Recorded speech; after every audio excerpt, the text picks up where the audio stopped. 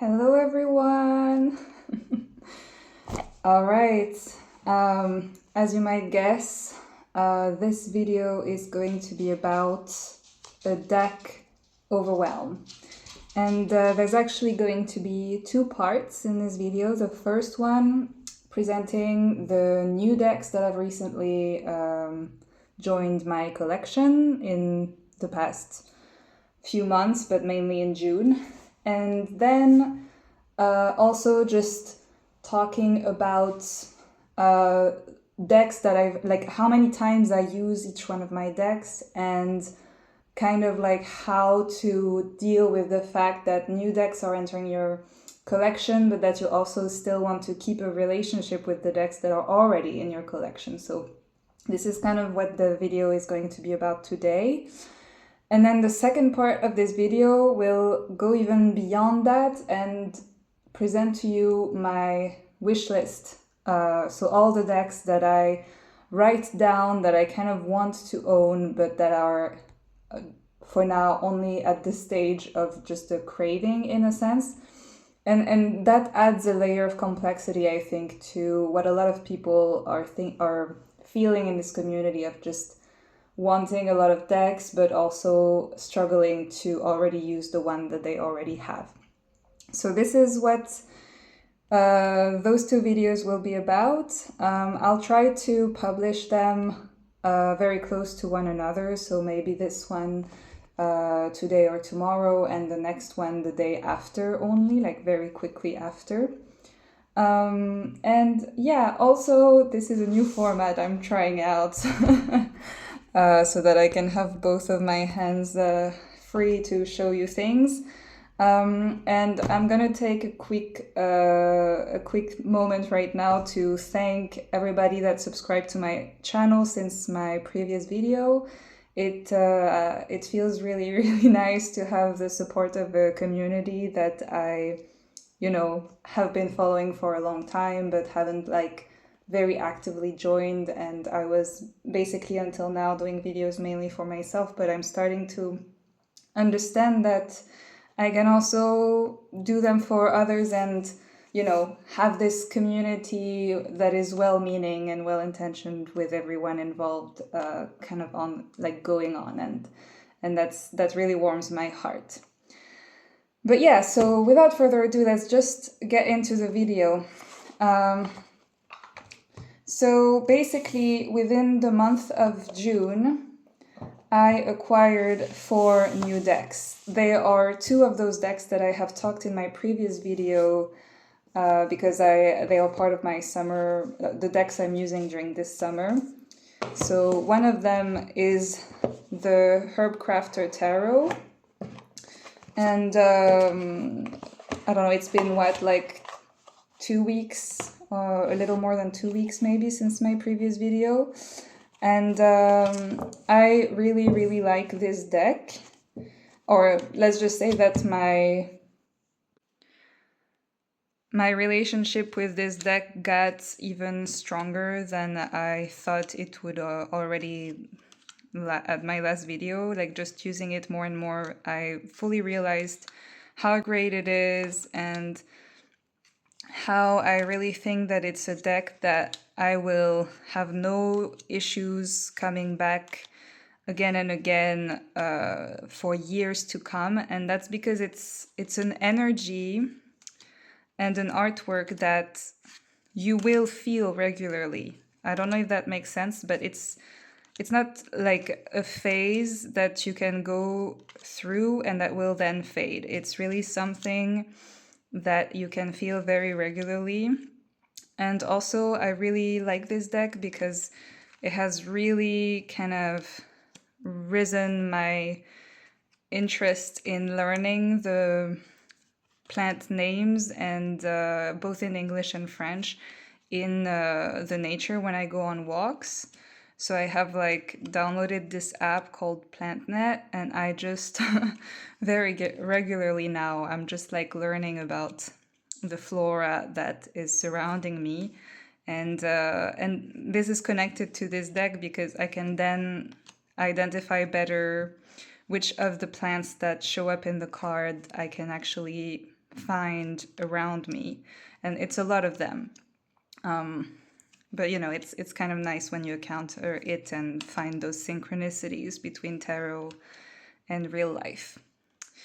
But so yeah, this is this deck. I'm not gonna talk too much about the first two since I have mentioned them the last time, but this is new. I bought it in store in kind of mid or beginning of June, I believe, or mid-June.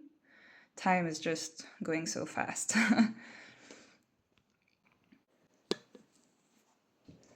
And so the next deck that I am using this summer and that I have built already a really strong relationship with is the Tiger Tarot. Since my previous video, I have actually found a bag for it, as you can see, which is like exactly the right size, but I'm just now getting the hang of like getting the deck in and out of it because the opening is a little too tight, but I think it's gonna work out with just, finding ways to manipulate the decks and the bag and stretching it slightly. And yeah, this deck, I think I can now fully say that it has risen to be as I was expecting, but like even more than what I was expecting, I think. Wait, did I put it upside down? Oh, just those cards. So this deck has risen to be my number one favorite in my entire collection. I am still using it in combination with the book Women Who Run With the Wolves, and it is still incredible using it that way. But my addiction to it makes me like journal and play with tarot at a frequency that is that is increased compared to what I used to do. I think I used to do like proper tarot spreads every other day.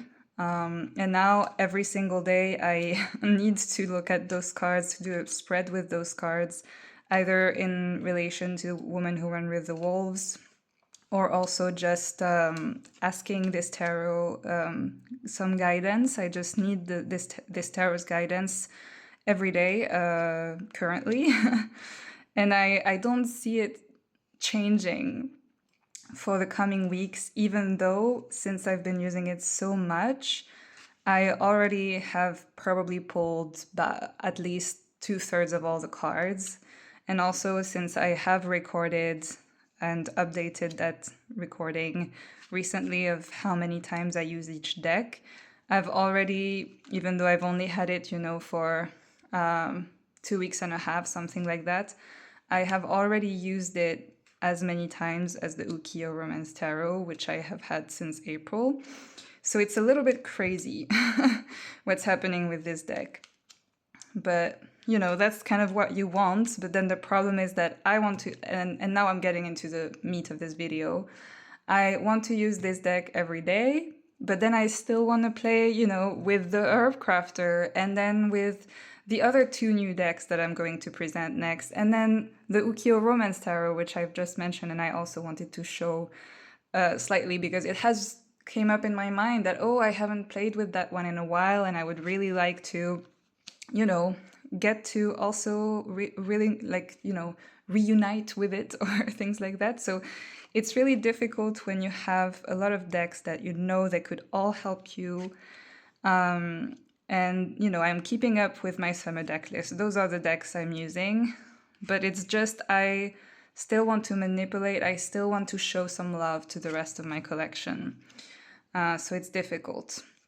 But to come back to the Tiger Tarot, this deck has really crystallized for me kind of my spirituality and who I am asking guidance to.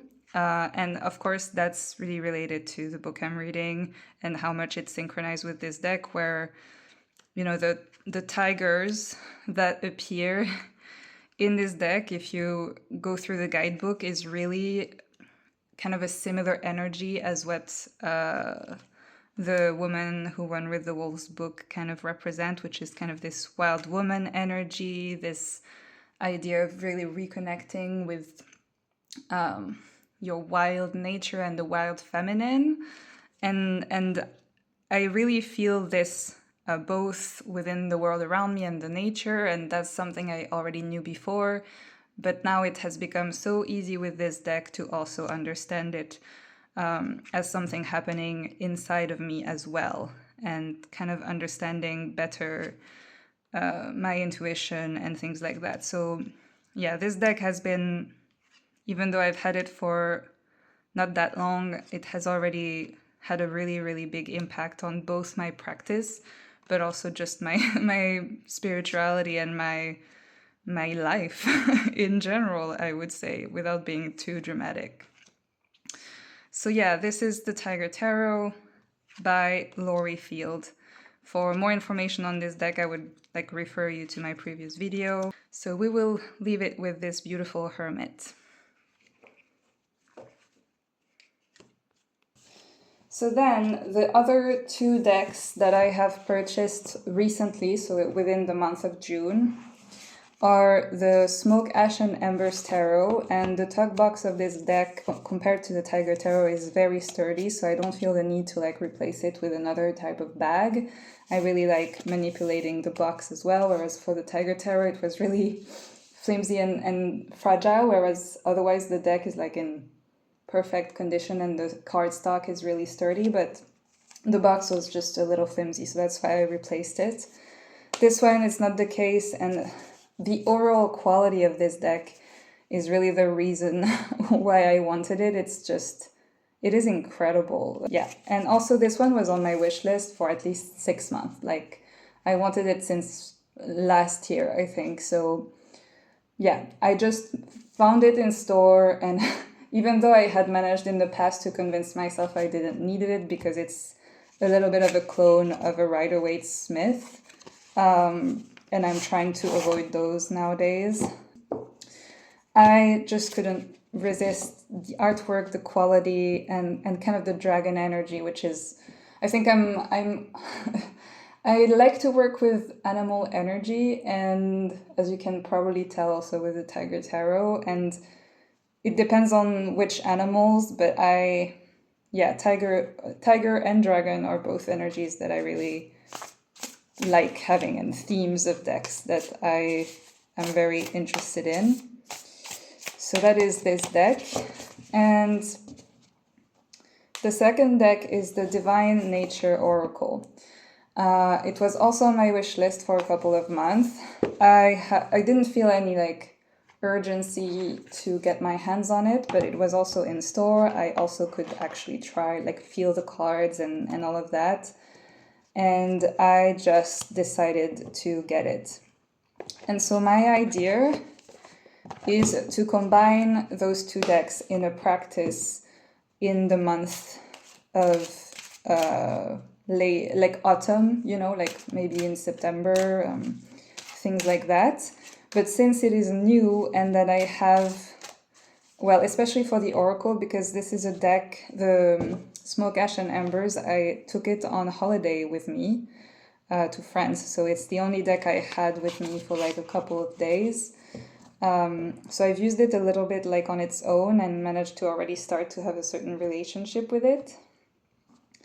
But the Divine Nature Oracle, I have only pulled 3 cards from it, and I really thought that they would work well together, so I'm gonna basically show the combo of those 3 together, and this is something I'm really excited to work with and feel the need to touch and feel. So yeah, that's why I'm really happy about my current practice, but I know I also have something ready to go for when I feel like the work with the decks I'm currently using is over. So it does not make sense to get more decks. And still, because I've already filmed the wish list, so the part 2 of this video, and you will see that it is hard to resist the pull of wanting more decks.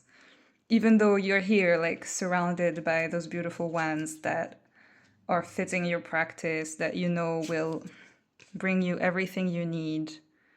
So it's really, I think, something to address, and I think maybe I'll keep on doing like those wish list videos that end up with not purchasing any decks and just, you know, gushing over decks that are around but not within, that you don't maybe need to own right at this moment. I'm really from the philosophy of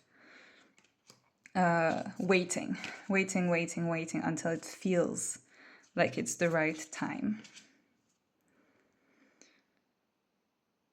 But I think, yeah, these two, I really like them together. So it's kind of a happy coincidence that they you know, came in my life at the same time.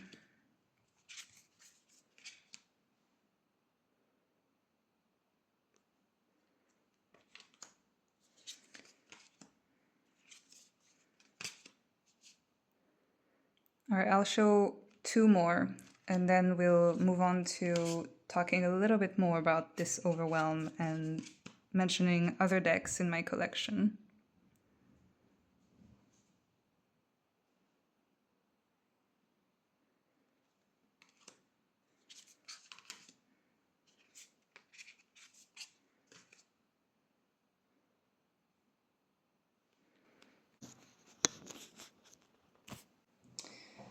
Okay, so that was the 4 new decks I got in June. And so basically what is happening is that out of my summer deck list, there was the Herbcrafter and the Tiger Tarot. And then there was a third tarot that I also wanted to practice with, which is the Forest of Enchantment Tarot.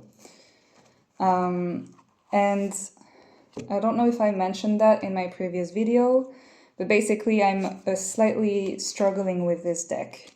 And I've been basically like trying again and again to see if I could build a relationship with this deck and you know, feel a place for it in my practice. And I did use it the other morning for my weekly pull, my weekly pull, in combination with the Portraits of a Woman. And I can now say that it was very accurate, both with in combination with the Oracle. So it gave the right message. I have no issue reading the message. I kind of work in this deck without the guidebook because the guidebook is really, for me, too much for beginners, and I know the meanings of the Rider-Waite-Smith meaning very, very well. I also think the cards, there's a lot of things you can read in them. You know, it's very story in each card type of energy with a lot of like elements. I don't know, it's extremely easy to read. But I don't know why I do the whole thing, but I don't feel this emotional pull. It's like I don't feel it on a personal level.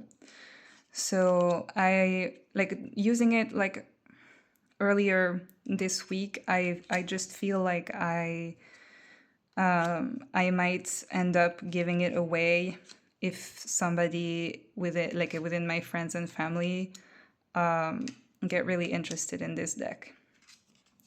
And it is beautiful, like looking at the flip through I'm doing right now, like I love it, but I don't know, it's not working out.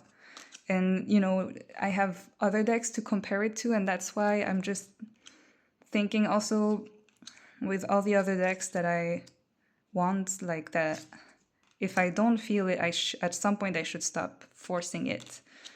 And I should just give it to somebody that will give it more love. Especially since it's such a great beginner's deck.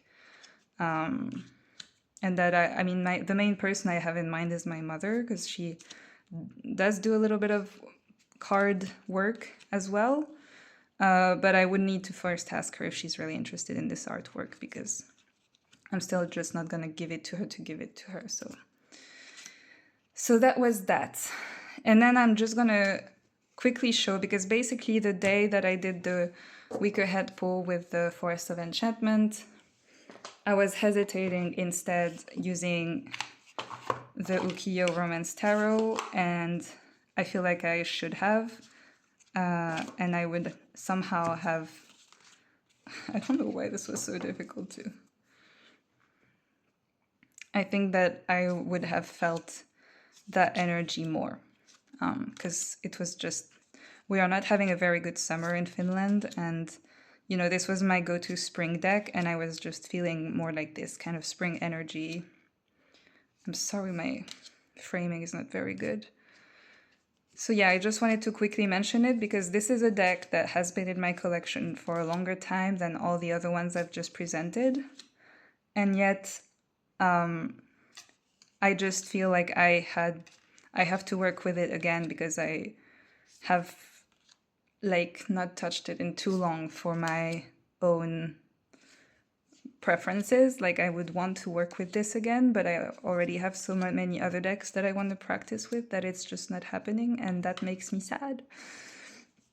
So yeah, I'll just leave it at that. And so basically my aim is to try to not purchase a new deck until the end of this year. Or maybe, you know, like for the winter, because I still think that for the winter I might feel a little like I could, like, you know, let myself have another deck. But it should be fully dependent on whether I feel like I manage to give all the decks I've just presented, at least for the current period, like enough love. And if that's not the case, then I should not get a new deck until I feel safe in my relationship with the decks I already have. But stay tuned then for the second part of this video, where I go through my wish list, and where you can tell when I go through how much I want some of those decks. And so it's, yeah, once again, the only message I have is like how difficult it is to resist the pull of wanting a new decks, but that, you know, it might be worth it to really have a strong willpower and to just work with what you have and to just use like a wish list for the purpose of wish listing, but not pulling the trigger until it feels like the right moment. And I also maybe promised to show you how many times I've used each one of my decks, so let me show you. So yeah, this is kind of what's happening. So I am doing this only for the tarot decks, but within my tarots, I basically have recently acquired those three, and then I've acquired kind of Hush, Forest of Enchantment, kind of around the same time, and Ukiyo Romance Tarot, I've opened that one earlier. And so I only feel really confident with my practice with the Jupiter Power Tarot, which I have had since the beginning of this year, and that I've worked, as you can tell, one of the most with like the traditional Rider-Waite.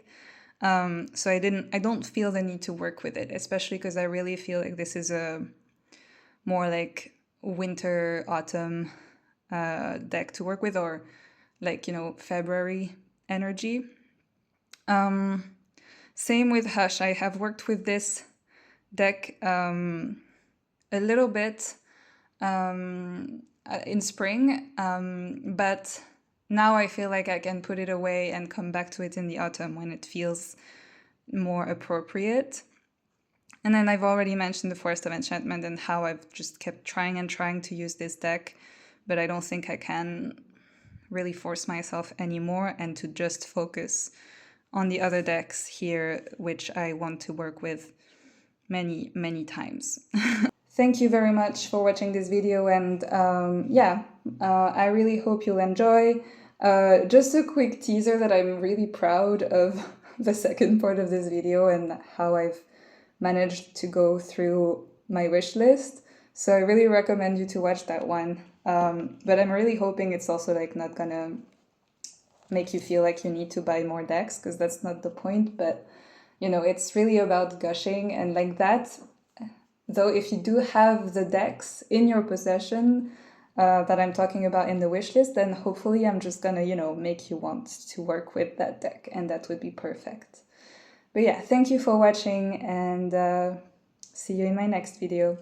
Bye!